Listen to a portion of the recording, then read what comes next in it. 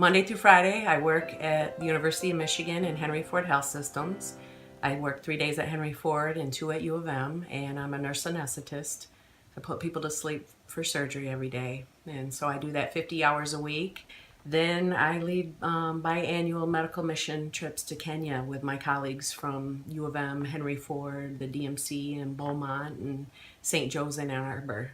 I began work with Wellspring Lutheran Services from actually a tragedy that happened to me on May 7th in 2007. And I was riding home from work on 275, and it was a beautiful sunny day. And I remember having the sunroof open, and I'm singing, and then all of a sudden, right before my exit at Ford Road, all 3 lanes came to an abrupt stop. And I had just veered over in front of a semi not long ago, and I looked in my rear view mirror, and all I could see was that man's gray hair, and I knew in my heart he wasn't going to stop. And I literally said out loud, "God, it's just you and me, tell me what to do." And I heard a male voice tell me to tuck my chin and put my arms across my chest.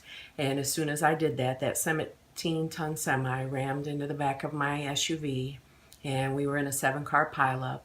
And I realized in that moment that God spared my life, and I'm walking away unscathed. And I went to U of M to the emergency room, and Dr. Cronick came back in the room after I'd done all my films, and he said to me, in 18 years of me being an attending ER doctor, I've never seen somebody walk in here and walk back out with no injuries after being hit by a 17-ton semi. He said, "You better hop off this table and go figure out what you're supposed to do with your life, because it's something."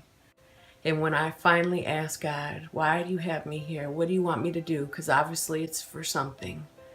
Then he told me, and he told me that it was to gather all my coworkers and friends and to do great things in his honor and for his works.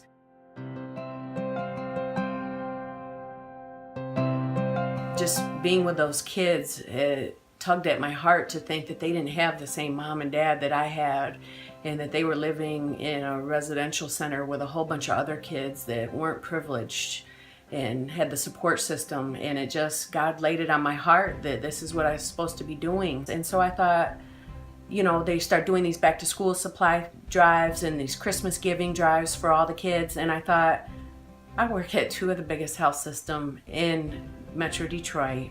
I'm going to start asking my coworkers if they want to start helping these kids. Next thing I knew, I had hundreds and hundreds of coworkers that were helping buy all these back to school supplies for the kids, for several hundred kids every fall.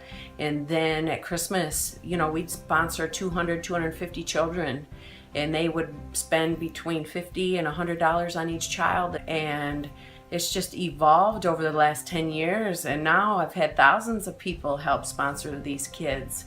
Not only does it help change those children's lives that we've helped touch, but it's changing our hearts and our lives as well. It's still surreal to me that this award is happening, and that it's been 10 years that we've been doing all this work with Wellspring, and I wouldn't take back a minute of it. But I honestly, I think my parents, this award goes to my friends that spend countless hours with me counting the supplies and shopping, and all my work family. This is, just as I do the work with them, I'm receiving this award on their behalf, because I can't do any of this alone.